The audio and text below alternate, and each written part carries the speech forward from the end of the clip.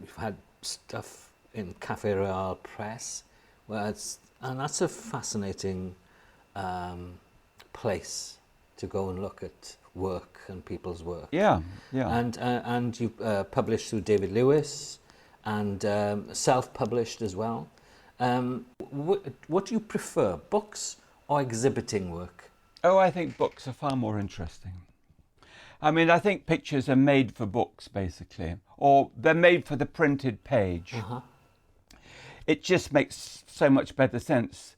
I mean, to have a book, obviously exhibitions are lovely, but they're not the be-all and end-all. A nice quality publication where the layout and the order of the pictures is yours, and you've kind of directed the whole thing, is far preferable. I mean, who can think of going to an exhibition they went to 10 years ago and remember what was on the wall? But if you pull off the catalogue or the book from the show, you've got the exhibition still. It lives forever in book form. I mean, so books are far better. However, from the whole rounded thing, having an exhibition as well of the work helps sell the book. It helps the whole process. As we all know, that you've got to get work or be inspired to do work. You've got to get it published. People want to have things published in print. You get newspaper features, you get a book, you get an exhibition. The exhibition helps you get another book. And so it's just a circle that just goes around. So I was always pretty miffed and I did try, but perhaps not early enough, try to get a sort of a retrospective exhibition of my work, saying I've been documenting Britain for 50 years, and 0 people were interested. Hey, what do you do about it? Nothing. But maybe when I've been doing it for 60 years, and I'll still have been doing it for 60 years before anybody else has been doing it for 60 years. Do you find the actual putting together of a book? I've actually publishing my first book, and I've photographed Pembrokeshire, and I wanted to avoid the cliche of Pembrokeshire, because there are numerous pictures of puffins and seals. There are dozens of them. So I was looking for something else, something that floated my boat. But putting together a book, it takes a long time to work out where your photographs go in a book and how do you approach that? Do you lay them out? Do you put them all on the floor? I had a wall full of photographs here at my flat. I've done it in different ways. When I published two books myself, I had a storyboard for one of them. I did a book called Hunting with Hounds, which was the very end of hunting as we knew it in Britain, basically. And I had a storyboard. It took a year to shoot, and I had I had big boards along my wall, and I stuck with blue tack little yes. Yeah, me too. pictures this size, and worked out exactly where everything was going as I was doing it. So I would go off to an event to get a picture to fit that space. And that was divided into chapters, so it was very clearly, I knew what I was doing. When I did my book On the Road again a self-published book, and it was before I did Hunting with Hounds, I again laid them out on boards. But I'm doing another book with Dewi Lewis called The Way We Were, and with that I've laid it out on a computer, basically in folders. I can see it in my mind how I want the pictures, and I just have spent a lot of time looking at the screen and moving a picture here and moving it there and thinking, how will that work, and trying to sort of visualize it in book form. And I can do that. I think I'm sufficiently experienced at doing that, though Dewi said there's too many of this and not enough of that, but we haven't got to that final stage yet when we're going to discuss he will make the final decision, more or less, but his final decision will be based entirely on what I have presented to him in the order I want them. So, I want a half page, whole page. But that will be obvious from the way, we can see all that as we're doing it. When I do I've done Cafe Royal books, I always lay the pictures out. I can never understand people, colleagues of mine, who say, oh, they just sent Craig, 20 pictures and he put it together. For me, that's just a terrible thing to do. I mean, a book, whether it be a big book or a small little artist's book, is all about what you feel about the subject matter. And you can't expect other people to know what you're thinking. It'd be like a writer writing a story and cutting up that story into a bunch of paragraphs, throwing them up in the air and giving it to somebody else to repackage. I mean, I have to have a beginning, a middle and an end. And you have that when you take the pictures initially, and when you have a book publication, that has to happen as well. A friend came around to see me literally a month ago. He'd been photographing in an Eastern European country a lot for one of the major newspapers when he was very much younger, and he decided he wanted to do a book about that. And he showed me the layout of what he was doing and how it was being put together, and I said I really felt he needed more pictures and he needed to think much more about the way they flowed, because that's what it's about. You've got to have a rhythm. You've got, you have to start with something, and then you have a linear rhythm going through the whole thing, and then you have punchlines. It's exactly like writing a book or writing an article. There's got to have that flow, and then you've got to have a finish. He just said to me that, but it's the I don't care, I don't mind. It's exactly the same. I used to just send them pictures and they'd publish them, and I thought, well, fine, that's the way you want to do it. I want to actually make a statement with the product. Yes. So I've always been involved. I could never give that opportunity for somebody else to make all those decisions. When I did any of the books I've done, I've always known exactly how I want them to work. Doesn't mean I get my own way. There are publishers who know more about publishing, obviously, than I do about how they publish. But I still have a layout, do them, I sequence them. We can argue about whether it's a double-page spread or a half-page. That's an easy argument. That's one that we can resolve. But you've got to have a sequence so you know what you're trying to say. That's so good what you've said there. Sequencing photographs. I always did that when I worked for magazines, even though I had absolutely no say at all. Yes, of course you did. I absolutely knew if I were working for Newsweek or Time, the film went raw to New York, so you had absolutely no control, and that was a nightmare. But they were paying you, and it was money, and I owned everything, and they're all on my website now. But when I was doing magazine shoots for people in Britain, I worked a lot for You Magazine, for Jane Gould at You Magazine at one point. And she was the art director, and it was John Lyth who was the picture editor. And I always numbered my pictures. I put red dots on the ones that should be used. That was the order that I would like to see them in.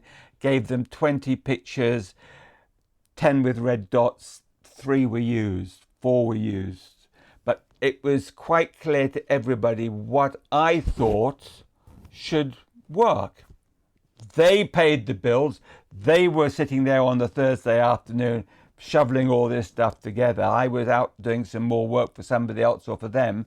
But at least I had tried to influence the process.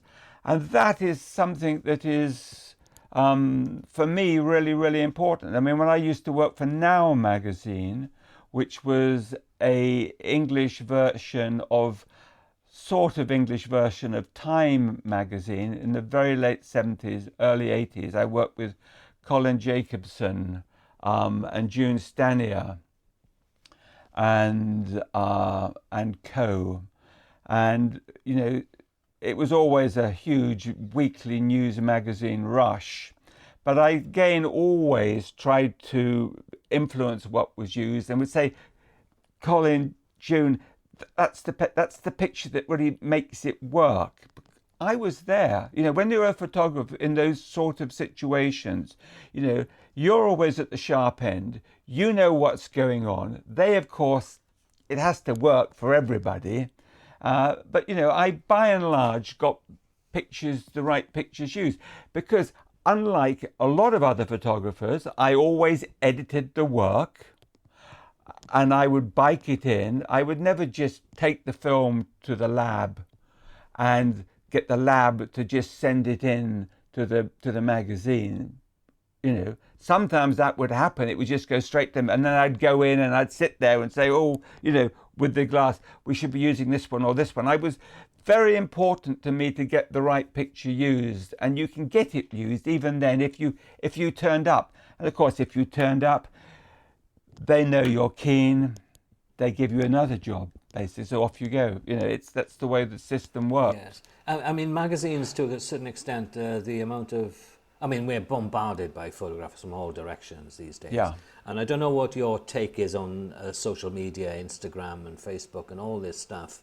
I mean, I discovered today that somebody had used one of my photographs without my permission on a poster, and they picked it off social media, you know. So I don't know how you feel about all that. Well, I do a lot of social media. Mm-hmm. I mean, I've sort of come to it only. I've been doing it for about a year, and I do social media. I do Instagram, I do Facebook, I do Twitter, I do LinkedIn. I do 5 things, Flickr as well, but anyhow. But I always watermark all of my pictures in 3 places. People have moaned, but, you know, I'm not in the business of letting people steal my pictures. And I look at this Google Analytics and all of that, so I can see which social media actually works best for me. Which one works best for you? Definitely Facebook, and it's the one I do least of all. Because I don't know why. I mean, I don't get many Facebook likes or whatever, thumbs up. But when I look at the social media, Google Analytics social media, Facebook definitely. If I do Facebook 3 days a week, I post on Facebook dog stories maybe 5 days a week, but my own pictures 3 days a week. And they're definitely. So it is far better, 2.5 to 3 times better than Instagram. Miles better than Instagram, because Instagram, you can't go from Instagram to the pictures on your website.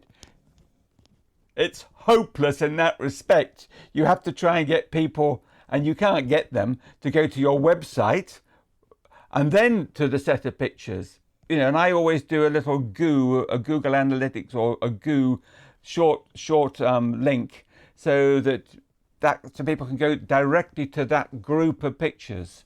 So Facebook is best. Then Twitter, I think. Twitter is good. LinkedIn, surprisingly, is good. LinkedIn is quite good for me because I get to have social media communication with people I wouldn't normally be able to get to in the normal course of everyday life. And so I do it a lot, and I'm doing it a lot for about a year, and I definitely I find it working. I mean, indeed, we are here because I liked or linked up with you on Twitter, I think. You like somebody at Ffoton liked something I posted on Twitter, and I thought I better like them too. It all helps. It sounds bizarre, but that's the way the world is. Yes. Yeah, you know. What about the democrat? I mean, it leads on to ask you about democratization of photography. And what are your views on that? I mean, everybody apparently today is a photographer. No, everybody takes pictures. It's a completely different thing. That's Yeah? not that one on the head. Yes, a good answer. Excellent stuff. Martin Parr is a great exponent of sort of documenting England. His style is unique, sometimes I don't. I mean, sometimes I dislike his work. I find it garish sometimes, but it does say something. And I don't know what your views on Martin Parr's work. I don't really want to comment specifically on Martin Parr's work. I think, well, I will comment. I think his earlier work is more interesting than his more recent work. But what I would say is that Martin is an amazing hustler and a really interesting photographer because he does something nobody else does and does it extremely well, and he seems to have captured the imagination of everybody in the photographic industry, and incredibly importantly, he puts an enormous amount back into British photography. He's doing with his foundation what English museums should have been doing, could have been doing, and have completely abdicated their responsibility to documentary British photography to Martin Parr.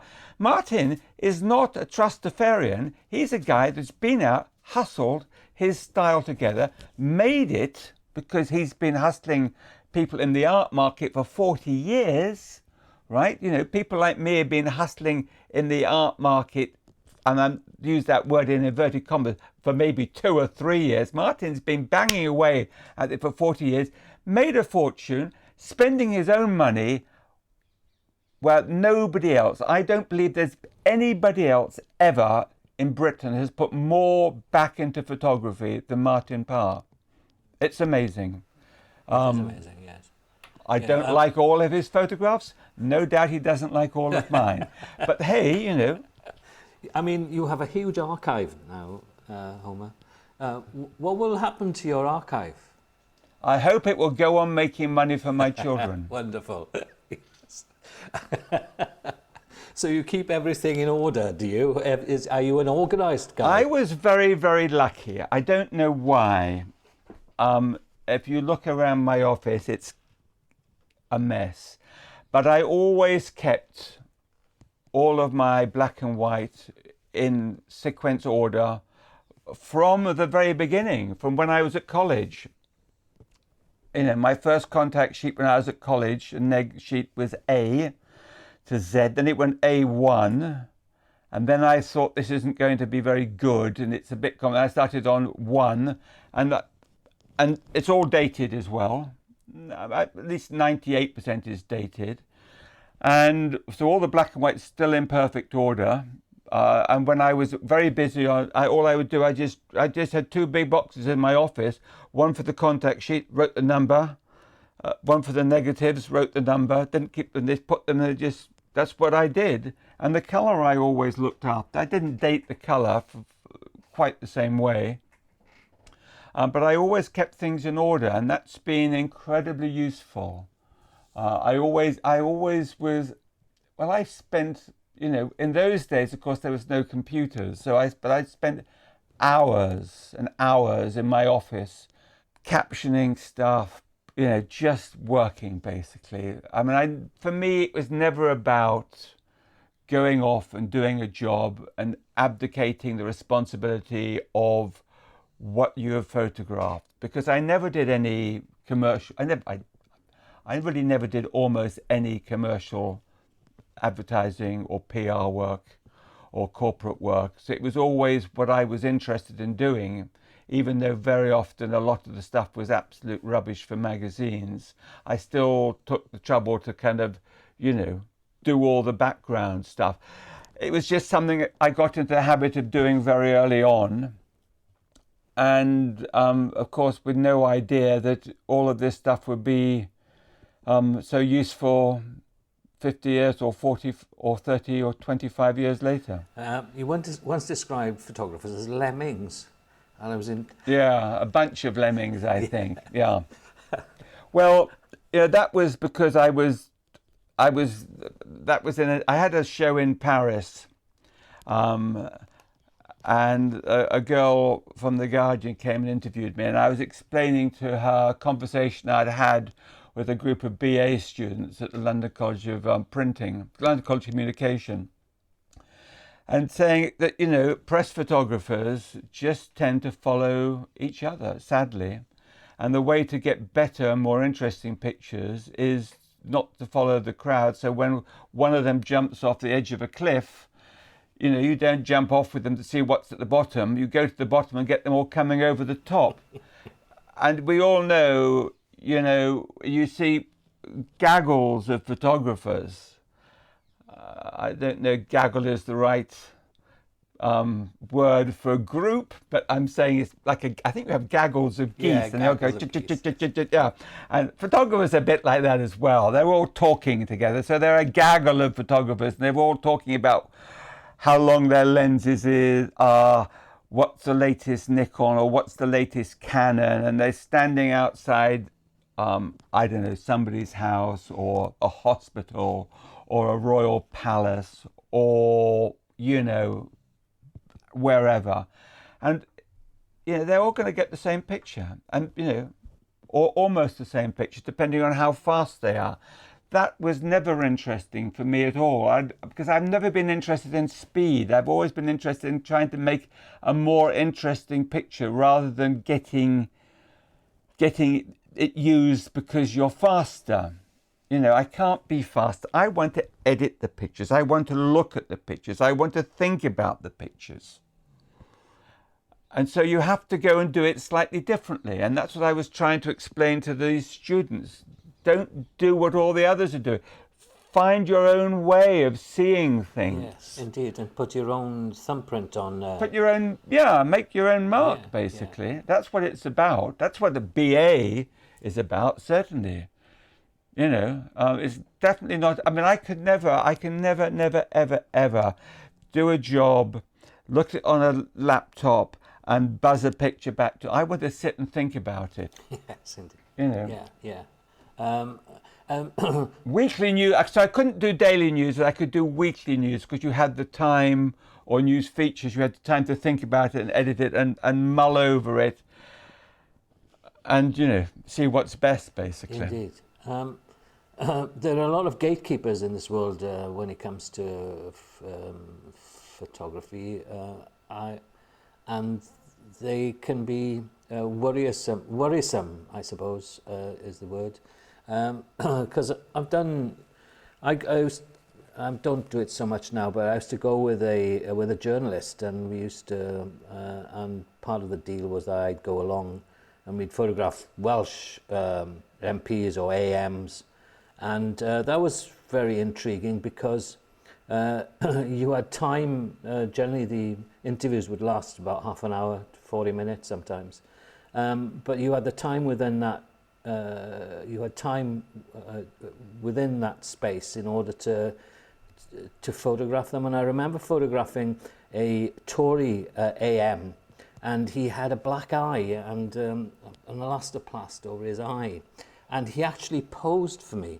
It was the most astonishing thing ever, as if he didn't have the black eye, But you were kind of waiting for those moments to happen. Yeah. And it's so. Did you work like that at all? Did you go along with journalists at all to events or to I don't know, to gigs even? I don't know. Did you do that sort of thing? Yeah, a little bit. About 30% to 40% of the time I'd go with a journalist, and we would. I didn't really. 30 to 40% of the time I went with a journalist to do stories. So we would do an interview and maybe a couple in a day, and then he would push off or she would push off and go back and do whatever they had to do, but maybe back to the office, and I'd get another day to sort of wander around. The sort of jobs I did lots of when I did weekly features and news features was, I would go and report, in inverted commas, on what was going on. So you'd go and do your interview pictures, and then I'd have time to sort of wander around and do what I wanted to do and try and sort of get something that was, that I found that was interesting. And I was quite good at doing that, I think. That's why I did a lot of it, because I did it. I didn't just turn up, do the picture that was required and then go back to the office. But also I'd often, very, very often, get jobs where basically they would say, we've got some copy on this, we've got some copy on that. Will you go and see what you can do? See if you can go and do something. Go and make some pictures. It's based around this. And again, it was a very different era, because obviously there were, again, no computers, and so you couldn't look up really what you were going to do. You just went and tried to make it work somehow. And I guess I was pretty good at that. Have you got any projects that you're thinking about, other than the one you're revisiting at the moment? But is there something else that you've got in mind that you would like to follow your nose with? Not really, no. I'm doing the traditional event still, but it will be and there will be a book of that new work in the fullness of time. I've got, I'm saving the pictures. It's called on my website, which you can't find them, new work. So I've got 3 or 4 more books that I've got done, but no, I haven't shown to anybody, because I'm having a sequence. I've got once a year that Dewi Lewis published. That's out, and then I've got another one he's going to do later this year called The Way We Were, which goes from 1968 to 1983. And then there's another one that nobody knows about, which is sort of the Thatcher years, and that's all in colour. And then there's another one after that. It's all there. It's all put away, of more recent work. And then there's another one on a sort of more recent work, but looking at the traditional English things I've been photographing. Whether that happens in my lifetime or not, I don't know. Who knows? Who knows? Yes, indeed. Yeah.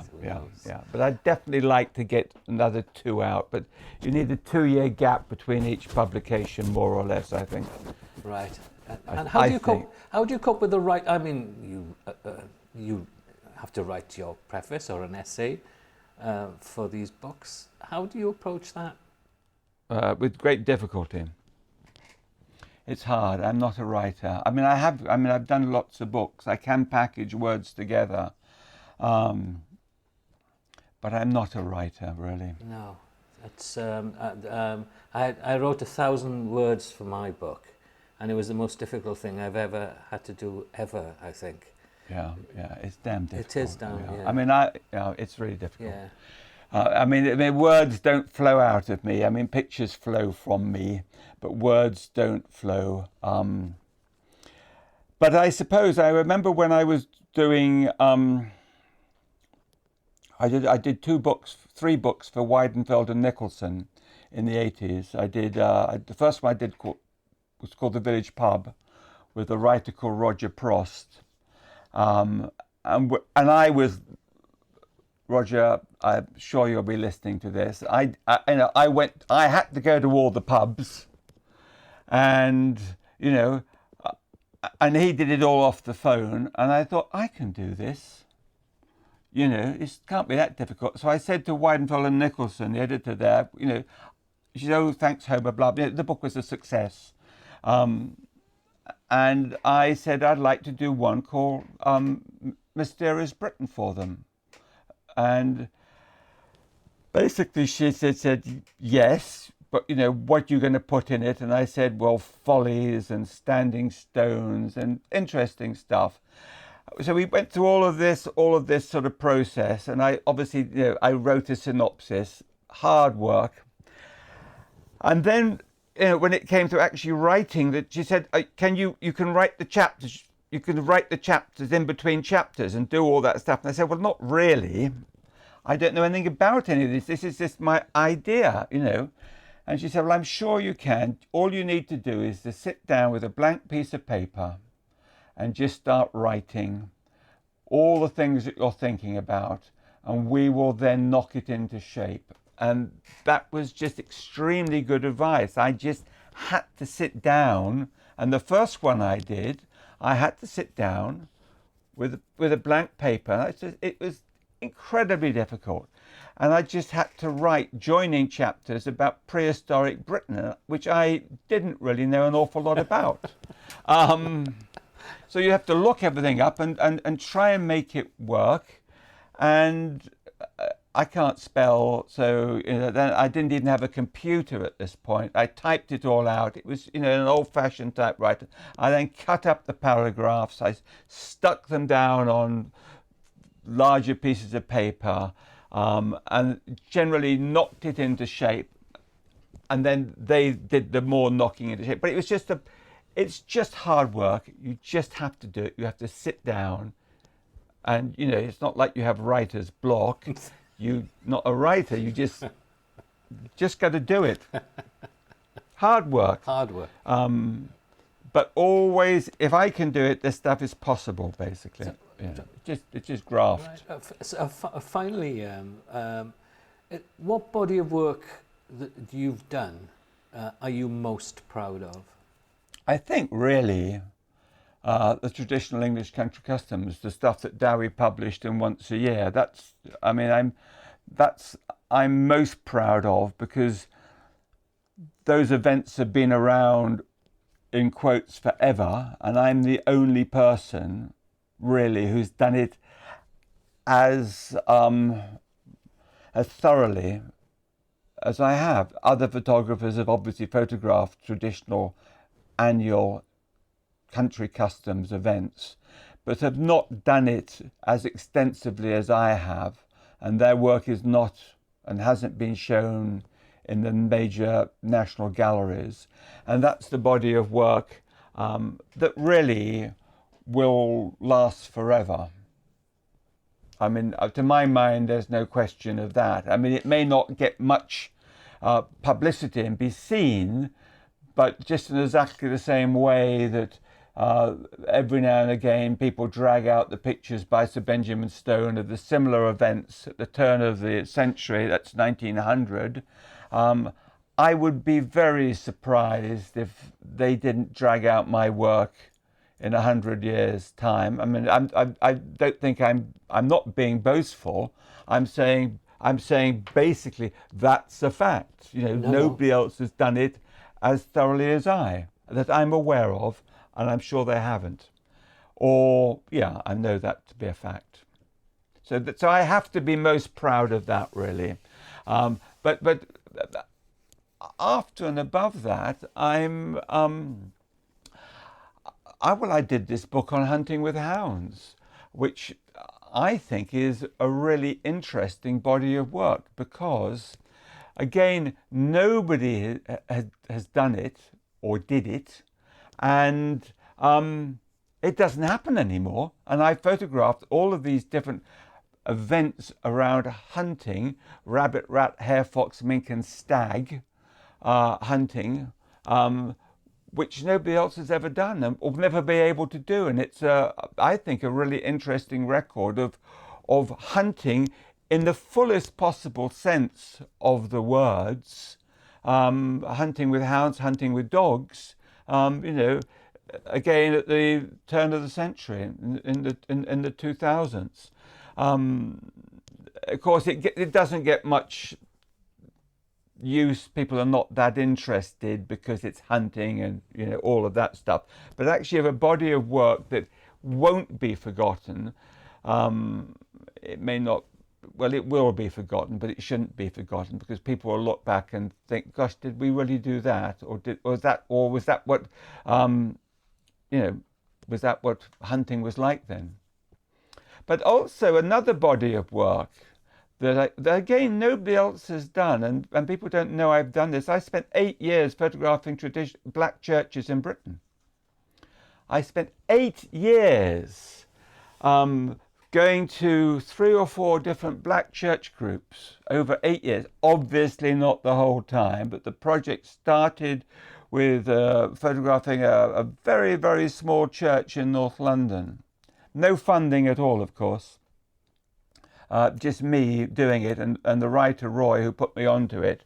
And we spent 8 years on and off with that church and 3 other churches. And that was really fascinating, really, really interesting.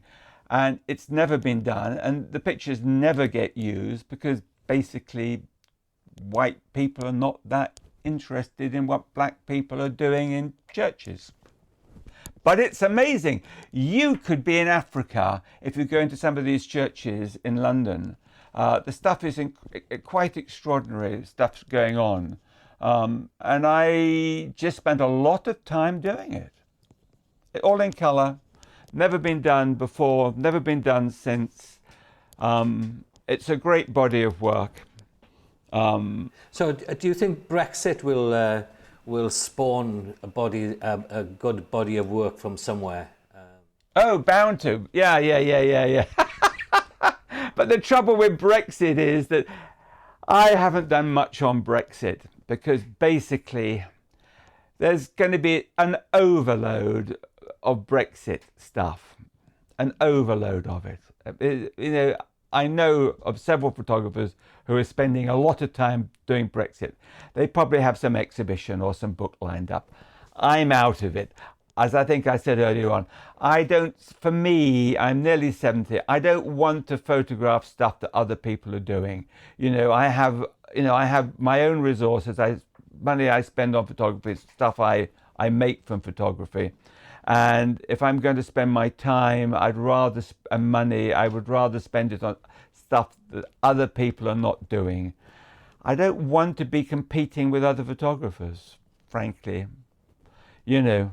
I don't see the point. It's like this Lemmings thing, isn't it? Why do what other people are doing?